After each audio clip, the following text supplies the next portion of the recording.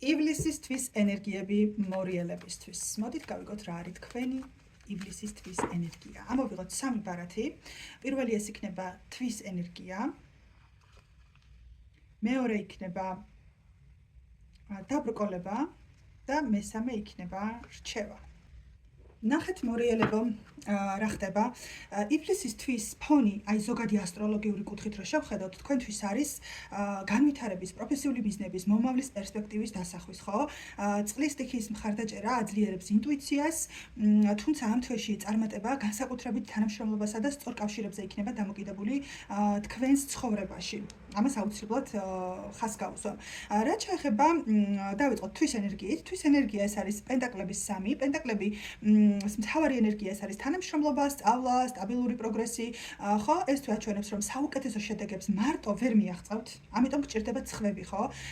შესაძლებელია ეს იყოს რაღაც ახალი პროექტი, ეს იყოს ახალი საქმიანი შეთავაზება, ეს იყოს ცოდნის გაღრმავება, სხვადასხვა საქმიანი ურთიერთობები, ხო? ან უბრალოდ ის შრომა დაგიფასდეთ, რაზეც ამდენი ხნის განმავლობაში ზრუნავდით.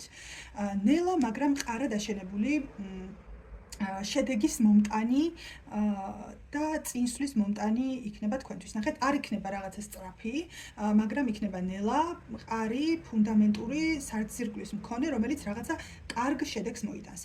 დაბრკოლება რას უნდა მიაქციოთ ყურადღება? ამ პოზიციაში ნახეთ, თასების დედოფალი მიგვანიშნებს, რომ შეიძლება იყოს ცოტა ემოციური, ნახეთ, ემოციური მოვლენები იყოს, ან თქვენ აღიქვამდეთ აი ამას ზედმეტად ემოციურად. ან შეიძლება ეს განცდები თქვენ თვითონ აიღოთ საკუთარ თავზე მთლიანად.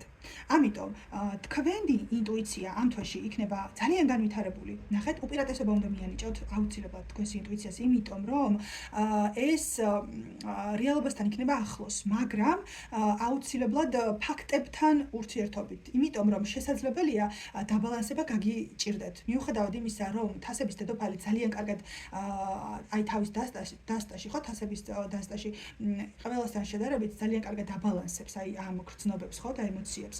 ამიტომ უნდა რეალურ ფაქტებთან შესაბამისობაში მიიღოთ და გადაწყვეტილება მასზე გამოიტანოთ.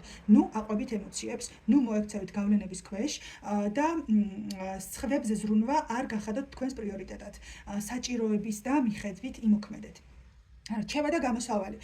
ჯოხების 3. ეს კარტი გვეუბნება, რომ თქვენს წინ არის ძალიან დიდი ჰორიზონტი, ხო? მომავალზე იყავით მაქსიმალურად ორიენტირებული. ახლა დრო არის, რომ შესაძლებლობებს ეძებდეთ, ასევე პარტნიორის მოძებნა, ხედვის გაფართოვება, მოგზაურობა, კარიერული განვითარება, გრძელვადიანი გეგმების დაწყება, აი ყველაფრისთვის გაქვთ ახლა იდეალური პერიოდი. ჩადეთ, თუ უკვე ჩადებული გაქვთ ძალისხმევა, ის აუცილებლად შედეგს გამოიღებს. თუ არა და ჩადეთ აუცილებლად ძალისხმევა. ცოტა მოთმინება დაგჭირდებათ, ცოტა რაღაც ძალისხმევა დაგჭირდებათ კიდევ პირველივე წუთიდან არ მოხდება წარმატების მიღწევა, მაგრამ ეს ნუ შეგაყოვნებთ, იმიტომ რომ წარმატება აუცილებლად მოვა. თლიანი თვე რომ ავიღოთ, ხო?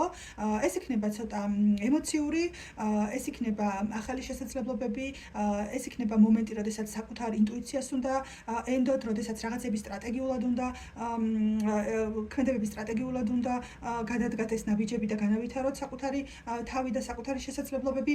მომავლისთვის თანამშრომლობა დაგჭირდებათ აუცილებლად და მე მგონია, რომ შვენიერი თვე იქნება თქვენთვის, თქვენი მომავლისთვის აი გააზრებული ქმედებები დაგჭირდებათ, მაგრამ რეალურად ეს თვე იქნება საძირკველი თქვენი ძალიან კარგი წარმატებული ნაბიჯებისთვის და მომავლისთვის. გისურვებთ წარმატებას.